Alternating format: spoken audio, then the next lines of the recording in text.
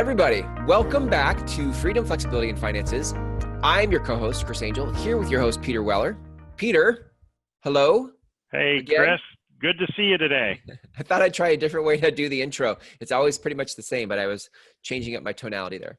Yeah, I'm here. I'm excited. We've got some momentum going on in our world, and watching your momentum, watching momentum of the other people that are running in the group that we've got going on right now is pretty freaking awesome. I love it. You're such a good seguer. Today we're talking about momentum, Pete. How did you know that? Today's topic is momentum. How do you build momentum? How do you build momentum? Well, first you got to start somewhere, right? Yep. You got to know where you're going. Yes. And you got to get there. That would be the place to start. Absolutely. So there's a theory and a thought out there that it's a mathematical equation. And if you know the mathematical equation to success or results or momentum, and you know that it's activities and some sort of mechanism to get you there, you'll always be successful, right? Okay. Tell me what that means. Mechanism. What do you mean by mechanism? Yeah, so mechanism. Doesn't matter what you really do for a living. You can make money doing anything, right? Sure. There's money-making tasks that you don't really want to do. And then there's money-making tasks that you really do want to do. Okay. And once we've identified what mechanism it is, then it comes down to your activities. So for example, I sell real estate or I'm a mortgage person. That's the mechanism. That's the mechanism. Selling houses. Got it. Okay. That's the mechanism. Got it. Your activities plus your mechanism equals your results. Okay. And the activities are what happen inside the mechanism. So like, for example, lead generation, prospecting, marketing. Yeah. It's the whole ball of wax. It's actually your intention to do the mechanism. So the mechanism, let's separate it even more. Your mechanism can be lead generation, can be follow-up, client building. That's all stuff that's all part of the mechanism. Okay. So your intention, who you are, why you want to do it, how you do it, right? That's all intention. Okay. Okay. So what is that? Intention is our wherewithal, the being on the inside of us to get it done. So if it's a mathematical equation from attention plus mechanism equals your results or your success, and 100% of success is 100%, so that's your result. Right. So the mechanism, you can make money any different way. So doesn't really matter what the mechanism is, so we assign 0% to the mechanism. So that means it's 100% intention on how to build momentum. Okay. Because it doesn't matter what your mechanism is. Okay. So the way we build momentum, you're saying, is, the mechanism is going to be a part of this equation because you need a mechanism. To your point, it doesn't matter which one it is. And you probably already have one. If you're listening to this, you already have a mechanism that has mechanisms in parts of that mechanism, like lead generation, marketing, all that. But that has zero to do with your results or your success. Because you could go clean toilets or you could throw trash away. Right. You could flip burgers and you could still have success. Because the fuel of the result is coming from intention. The mechanism is just a container, but the fuel, the heartbeat of the mechanism is the intention, which is what produces the result. That's what you got. You translate so well. So I paint this big, vague picture. You translate it and make it wonderful. I couldn't translate, Pete, unless I was picking up what you were putting down. So go ahead. So talk about the intention and the momentum. Yeah. So what's your intention? Is your intention with your business to build momentum? Mm-hmm. Is your intention with your business to build some victories? Is your intention with your business to build some confidence? Mm. The answer is all of the above. Okay. Yep. And in your business, you also have to have experimentation to get to momentum. Yeah. And you've got to have a certain skill set. So what's the missing part to getting to momentum? Time on task. So many people so many entrepreneurs set out on a certain task. Yeah. And they just need time on task to develop that skill set into something that is a well-oiled machine. Right. So what is your intention with your business? Is it just to feed your family, or is it to feed your family in the world? what is your intention, and how do you plan on fulfilling that? So part of, you mentioned time on task, part of producing the result. So I have an intention to produce a result. And that is the heartbeat of the mechanism I am choosing to make money in. And inside of that, there are some tasks that I'm going to need to spend time on in order to get really good at it, in order to build momentum. Correct. Is that what you're saying? Yeah. So what are some time on task, or what are some tasks? So skill set. Let's just, you've developed a skill set. You're a mortgage lender and you can write and underwrite loans and you're freaking good at your job. Yep. Okay. So lead generation, bringing people into the funnel might be something that you lack time on task. Got it. Building relationships with realtors might be something that you lack time on task. Let's say you're brand new, or you've been in it for a year and you're just not attracting enough business yet. Yeah. We've got to focus in on one skill set. We've got to put time on task with it. We've got to experiment with it so that we can get some victories with it. And when we get victories, we build to momentum. I feel like with intention, there's like big intention, like quote unquote big, like the intention of it all. Like I want to produce this kind of a lifestyle. Wow. Yeah. And then inside of that, there are minor intention, not minor, but there are very specific niched down intentions. Like in order to have the big intention, like my lifestyle that I envision, I need an intention for being better in building better relationships with my agent partners as a loan officer. Correct. And then if that's the intention to build better relationships, then that is going to have an implication for what kind of task I spend time on. Correct. So, and as also, you just defined another thing.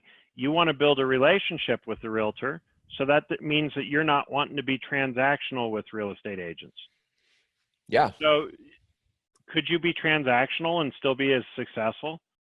Absolutely. Got it. Yet if we define our intention, who we are with our heart and who we are with our mind and what we want our business to look like, which we discussed a lot in the last episode, is figuring out where our heart is. That's where we find our intention. And then how do we build back from there and then find the skill set that we just need to spend some time on task? Like appreciation marketing. It's been out for a long time. It's been coined that, which is basically send a thank you card and be appreciative. One of the oldest skills in the world. How many people do a really good job at it? Yeah. Right. What I'm finding out is that is one of the most difficult tasks there is, because your heart is not in your business. When your heart's in your business, then the appreciation becomes real easy. Yeah, I like it. So talk me through the momentum piece then. So, because I think this is, if people could tap into momentum, that's, look, sports teams will pay sports psychologists tons of money to come in and teach them how to build momentum in a quarter or a halftime in order to sway the momentum of the game their direction. Right? How do we tap into this momentum? Is it just I set an intention to be better at creating relationships for lead generation, and then I just go in and start spending time on task of relationship over time, and momentum just happens? Like, how does it happen?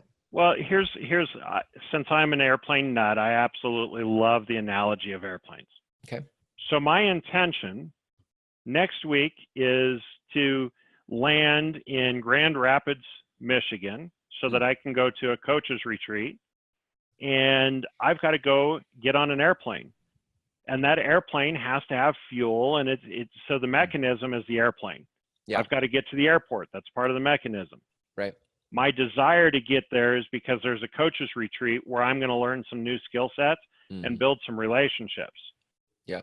So if I just stop and look at the airplane, it gets out to the taxiway. It's cleared, it's ready to take off. It pours full throttle pours the coals to the engine. Yep. Puts fire to the engine. Yep. Before it's ready to take up, it's got to start moving. How fast does it move when it first turns onto the runway? It stops. It's not moving. Full power's been applied. So when do they back the throttle off? Well, they get to the end of the runway. There's enough airspeed. They lift off. Mm-hmm. They're still climbing. As they climb until they get to added altitude, Mm-hmm. cruising altitude, they don't pull the throttle back. Okay. So I feel momentum happens when you realize what your cruising altitude is. So before that airplane takes off of the runway, it knows what altitude parameter it's going to cruise at. And it will be between 25 and 40,000 feet, depending on where it's cleared to and where the winds are running that day. So they can look at some other history and find out that that's where that airplane's going to cruise and know that's climbing speed.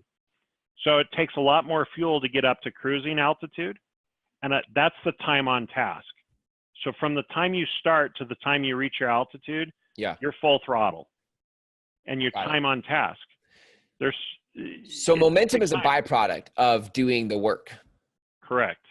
You just keep showing up to the same, and maybe where people get sidetracked in this is they have too many things that they've put their intention on, and so they're not able to go full throttle because it's like full throttle. Oh, I'm going to go over here, full throttle over here, and so we're dispersing the focused energy too many directions, and we're never getting to the end of the runway because we're like trying a different runway and then this runway. Well, then sometimes they don't even get off the runway because they've decided that they want to point their airplane to a different direction. I picture this airplane like taxiing on a runway and then like cutting across the grass and like turning around and going down another runway and then just kind of like zigging and zagging around the airport in a big airplane. Yeah, at full throttle. Yeah. Which is dangerous. That's funny. It's dangerous, right? Yet, what do we need to do? If we define our destination and we point our nose in that direction, when's an airplane on course? The airplane is on course when it's on the ground here and when it lands here.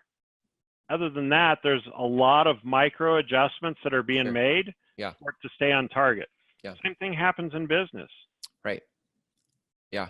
I also think last episode we talked about how to get your heart behind your work. And I think if you could come from heart work, if you could put your heart, if you could find the task, time on task, if you could find the task that is most aligned with your heart and then go spend your time there, you'll find momentum a lot faster because sometimes people are going out and they're trying things that if they had just spent a little time up front being like, I'm going to go do something task oriented. I love people. You could have, and so don't go do the task-oriented thing, go do the people stuff because you're going to have way more heart alignment. Now, go spend your time on task there and find momentum. And have some patience while you're doing it. Yeah, right. And a lot of times the patience or the lack thereof is what causes people to get off target. And be okay with being bored, being okay with, just taking some time to develop it.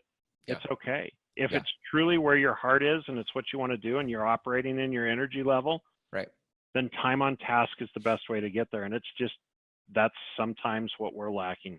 90%, that's what we're lacking is just time on task, building the relationship, building the systems out. Yeah.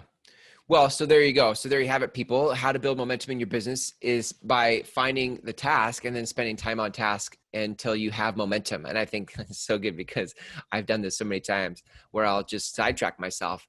And I, in essence, deviated from, I was having momentum and then I got bored and sidetracked myself and lost momentum. Mm-hmm.